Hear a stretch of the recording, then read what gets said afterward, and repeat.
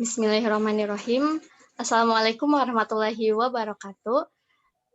Kami dari kelompok 6 izin mempresentasikan hasil dari kerja kelompok kami, yaitu mengenai perkembangan sosial dan emosi anak. Yang beranggotakan saya Zulfan Indiatama dengan NIM 11920800081 serta Teh Maya Sofia Azkia dengan NIM 11820808029. Kemudian ada Teh Rima Sonaya 11920800057. Baik, untuk pemateri yang pertama itu dari mengenai makna sosial perkembangan anak serta bentuk-bentuk tingkah laku. Itu akan dipaparkan oleh Rima Sonaya. Kepadanya Zulfa persilahkan. Baik, terima kasih Zulfa. Makna sosial perkembangan anak itu, jadi perkembangan sosial itu merupakan pencapaian kematangan dalam hubungan sosial. Dan hubungan sosial atau sosialisasi itu merupakan hubungan antar manusia yang saling membutuhkan. Kemudian perkembangan sosial anak itu sangat dipengaruhi oleh proses perlakuan atau bimbingan orang tua terhadap anak dalam mengenalkan aspek. Nah, dan sosialisasi itu sebagai proses belajar yang membimbing anak ke arah perkembangan kepribadian sosial sehingga dapat menjadi anggota masyarakat yang bertanggung jawab dan efektif. Boleh di next. Nah, bentuk-bentuk tingkah laku sosial itu ada 9. Di slide pertama ini ada 6, yaitu pertama pembangkangan atau negativisme. Nah, ini tuh merupakan suatu bentuk tingkah laku, jadi tingkah laku melawan. Nah, tingkah laku ini tuh terjadi sebagai reaksi terhadap penerapan disiplin atau tuntunan orang tua atau lingkungan yang tidak sesuai dengan kehendak anak. Nah, biasanya mulai muncul pada usia 18 bulan dan mencapai puncaknya itu pada usia 3 tahun. Nah, yang kedua itu ada agresi atau aggression. Nah, itu merupakan perilaku menyerang balik secara fisik maupun kata-kata atau verbal. Nah, agresi ini merupakan salah satu bentuk terhadap frustasi gitu. Jadi rasa kecewa karena terpenuhi kebutuhan atau keinginannya, tidak terpenuhi kebutuhan atau keinginannya. Seperti memukul, menendang, menggigit marah-marah, terus mencaci dan lain sebagainya. Dan yang ketiga itu berselisih atau bertengkar, atau dalam bahasa Inggrisnya itu quarreling. Nah, itu terjadi apabila seorang anak merasa tersinggung atau terganggu oleh sikap dan perilaku anak, seperti diganggu pada saat mengerjakan sesuatu atau direbut barang atau mainannya. Nah, poin yang keempat itu menggoda atau teasing. Nah, ini tuh merupakan perilaku serangan mental terhadap orang lain dalam bentuk kata-kata seperti ejekan atau cemoohan sehingga dapat menimbulkan reaksi marah pada orang yang diserangnya. Jadi pada korban bullying-nya itu dapat menimbulkan tingkah laku menggoda atau teasing. Nah, selanjutnya itu persaingan atau rivalry. Belum Zul, masih poin 5. Nah, selanjutnya itu persaingan atau rivalry. Nah, ini tuh merupakan keinginan untuk melebihi orang lain dan selalu distimulasi oleh orang lain. Jadi termasuk sikap persaingan yang mulai terlihat pada usia 4 tahun, yaitu persaingan untuk prestis, dan pada usia 6 tahun semangat bersaing ini berkembang lebih baik. Nah, yang keenam itu ada kerjasama atau cooperation. Nah, yaitu sikap mau bekerja dengan kelompok gitu. Jadi mulai usia 3 tahun terakhir atau 4 tahun, anak sudah mulai menampilkan sikap kerjasamanya dengan anak yang lain. Nah, next. Dan yang ketujuh itu tingkah laku berkuasa atau accident behavior. ini tuh sejenis tingkah laku untuk menguasai situasi sosial. Jadi mendominasi atau bersikap, bossines. Nah, itu wujud dari tingkah laku seperti ini, seperti, contohnya meminta, menyuruh, dan mengancam atau memaksa orang lain. Nah, yang kedelapan itu mementingkan diri sendiri atau selfishness. Tingkah laku, ini jadi, sifat egois gitu dalam memenuhi, keinginannya. Yang terakhir itu simpati, itu merupakan sikap emosional yang mendorong, eee, individu untuk menaruh perhatian terhadap orang lain. Jadi mau mendekati atau mau bekerja sama. Nah, mungkin sekian untuk penjelasan dari saya kembalikan kepada moderator. Terima kasih. Terima kasih kepada Tarima yang telah menyajikan materi yang pertama. Untuk materi selanjutnya yaitu mengenai faktor-faktor yang mempengaruhi perkembangan sosial anak. Kepada penyaji yang kedua, Teh Maya dipersilahkan.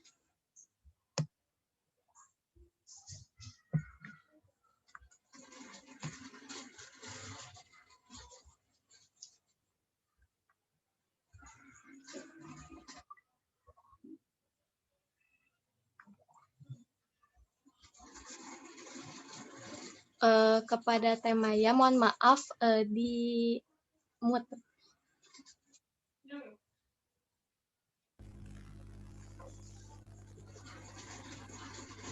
Baik, saya akan melanjutkan materi yaitu faktor-faktor yang mempengaruhi perkembangan sosial anak. Nah, di sini ada 5 faktor yang mempengaruhi sosial anak. Yang pertama yaitu faktor keluarga.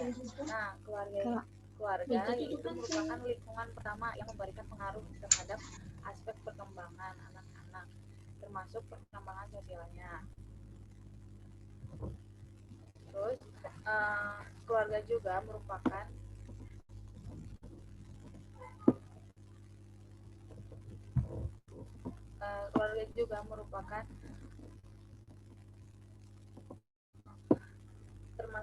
kondisi dan tata cara kehidupan keluarga merupakan lingkungan yang kondusif bagi sosial anak. Nah, proses pendidikan yang bertujuan mengembangkan kepribadian anak lebih banyak ditentukan oleh keluarga, mulai dari pola pikir, pergaulan, etika berinteraksi, dan dengan orang-orang lain, itu banyak ditentukan oleh keluarganya. Maka dari itu, keluarga merupakan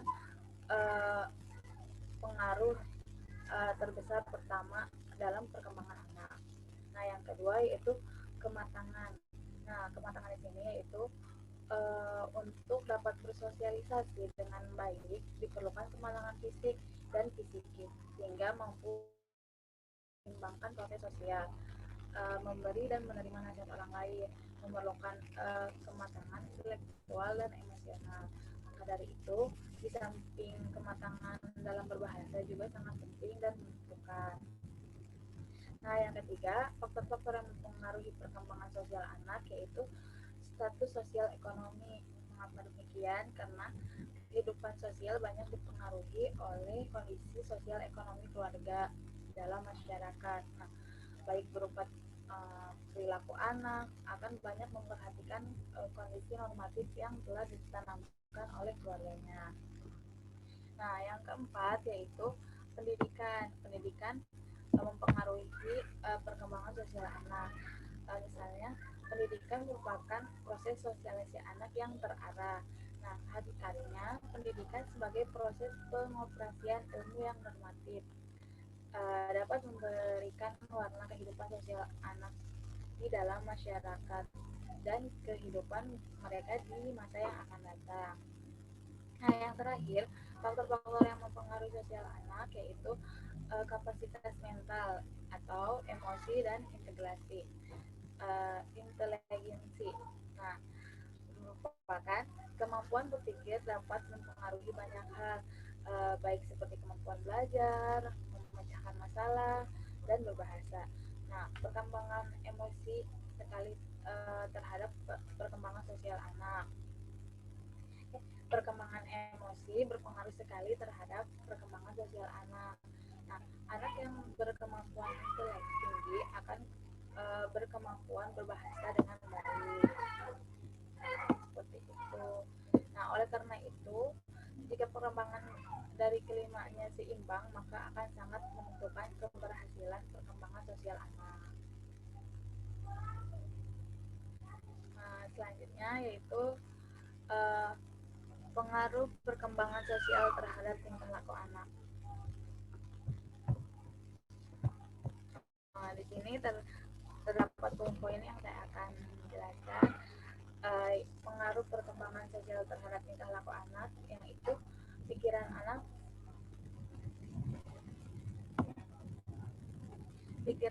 seringkali dipengaruhi oleh ide-ide dan teori yang menyebabkan sikap kritis terhadap situasi dan dari orang lain, termasuk kepada orang tuanya. Pengaruh perkembangan sosial terhadap tingkah laku yaitu di samping itu cita-cita di dalam yang baik terlalu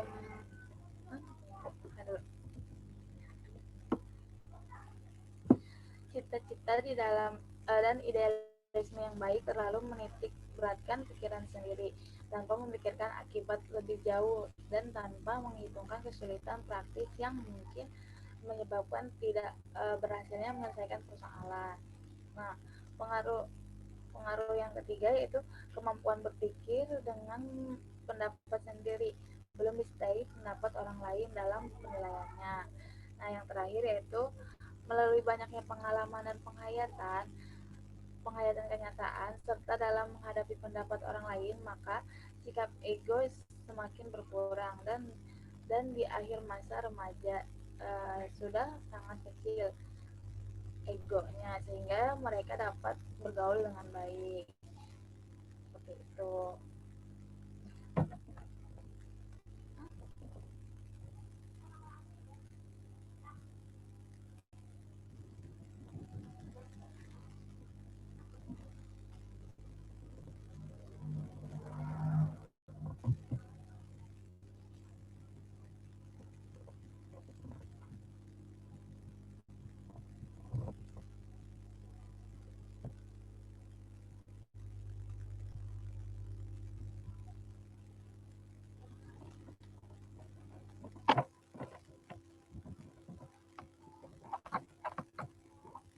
Selanjutnya saya kembalikan ke moderator. Baik, terima kasih kepada penyaji materi yang kedua. Selanjutnya yaitu kelainan psikososial yang akan dibacakan oleh saya sendiri. Nah, untuk kelainan psikososial ini merupakan kelainan yang mencakup fungsi-fungsi emosi serta perhatian individu terhadap lingkungan sekitarnya. Nah, kemudian dari kelainan psikososial ini dibagi menjadi dua kategori. Yang pertama, gangguan emosi. Nah, dari gangguan emosi ini merupakan kelainan ataupun gangguan yang berhubungan dengan perihal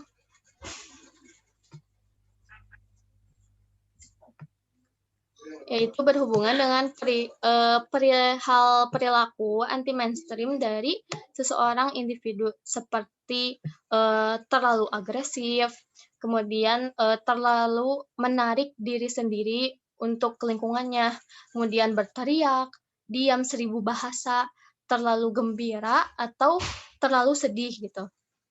Nah, dari kelainan ini muncul secara tiba-tiba tidak mengenal waktu ataupun refleks gitu yang diekspresikan dari individu tersebut. Nah, perilaku ini kadang kala tidak disukai oleh setiap orang. Adapun orang yang melihat individu seperti ini, dia akan memberikan nama yaitu sebagai anak yang nakal. Mayoritas orang mengatakan seperti itu. Nah, kemudian yang kedua, gangguan perhatian merupakan gangguan yang dimiliki individu karena tidak bisa memberikan perhatian yang baik gitu kepada lingkungan sekitarnya, walaupun dalam waktu yang singkat. Kelainan mengenai perhatian terhadap lingkungan ini yaitu seperti hiperaktif, sulit memusatkan perhatian, dan autisme. Nah, secara sekilas individu yang memiliki kelainan inti ini gitu ya tentang perhatian, biasanya masyarakat mengatakan seperti keterbelakangan mental, kelainan perilaku, gangguan pendengaran, atau perilaku aneh yang dikeluarkan oleh individu, dan mungkin lebih lebih nyentrik gitu, lebih beda dari sekitarnya. Kemudian sangat dikhawatirkan sekali bahwa apabila individu yang seperti ini muncul gitu di tengah-tengah masyarakat, karena kan mengetahui bahwa individu ini rata-rata oleh masyarakat itu dijauhi gitu. Nah, kemudian mengenai peristiwa dalam kelainan psikososial, yaitu seperti pembangkangan yang telah dijelaskan oleh Teh Rima tadi, yaitu pemerhati anak melakukan sebuah penelitian kepada anak yang belajar melalui sistem daring. Kan saat ini itu sistem online. Nah, contohnya itu dari pembangkangan, bahwa didapat dari suatu jurnal, dari sistem daring ini malah memunculkan adanya pembangkangan dari setiap anak, seperti berekspresi yang tidak sopan kepada gurunya yang menjelaskan melalui daring. Kemudian yang kedua agresi, sikap yang tidak sopan yaitu menyerang balik kepada lingkungan sekitar dengan cara fisik ataupun kata-kata yang lisan dan kasar gitu. Nah, kemudian yang ketiga, mementingkan diri sendiri.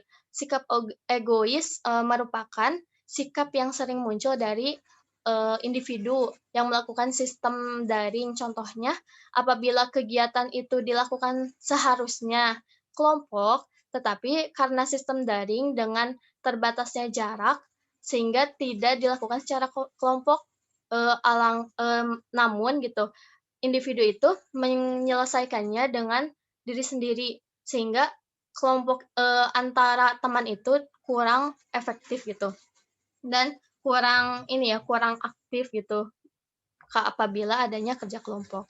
Nah, dari peristiwa-peristiwa dalam kelainan psikososial ini, adapun faktor yang menyebabkannya, salah satunya dikarenakan sistem jarak jauh dan daring karena di rumah, yang mana rumah merupakan zona nyaman sang anak, dan itu berarti mengeluarkan karakter yang sebenarnya dari sang anak tersebut.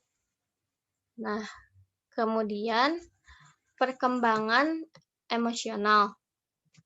Dari perkembangan emosional, yaitu mengekspresikan dan reaksi dari individu yang dikeluarkan oleh tubuh pada waktu tertentu. Emosi biasanya berkaitan erat dengan berpikir kognitif yang dihasilkan dari reaksi tubuh terhadap lingkungan. Nah, dari perkembangan emosional ini ada dua jenis, yaitu yang pertama gangguan emosional pada anak-anak. Seorang anak akan mengalami gangguan emosional seperti ketakutan dalam kegelapan, kemudian ketakutan terhadap orang dewasa karena pernah melihat di lingkungannya bahwa karakter orang dewasa itu mayoritas memberikan ketakutan gitu kepada seorang anak. Nah, kemudian yang kedua, beberapa tipe masalah emosional. Adapun emosional seorang anak dapat dilihat dari perilakunya seperti marah, merusak lingkungannya, kemudian ekspresi kemarahan dan merusak itu yang keluar dari tubuh sang anak. Nah,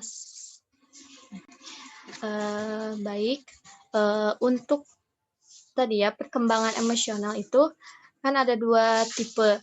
Nah, dari kedua tipe ini memiliki keterkaitan yang cukup dekat gitu. Karena kan dari gangguan emosional serta dari gangguan emosional memunculkan gitu tipe-tipe masalah yang ada di sekitarnya.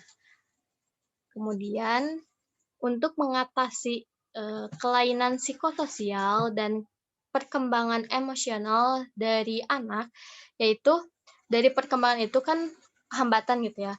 Nah, yang pertama mengenai permainan. Seorang anak pasti sangat menyukai dengan permainan. Bukan hanya sang anak, tetapi setelah dewasa pun pasti rasa untuk bermain itu gitu pasti muncul setiap orang. Nah, untuk permainan ini anak seringkali jenuh dengan pelajaran dan kegiatan belajarnya sehingga dapat menurunkan tumbuh kembangnya sang anak seperti daring saat ini. Adapun cara untuk mengatasinya yakni dengan memutarkan ide dari seorang pendidik dalam metode pembelajarannya diubah dengan adanya suatu permainan sehingga anak itu akan lebih tertarik dan menyukai serta rajin gitu untuk belajar. Nah, kemudian untuk yang kedua, mengenai nasihat.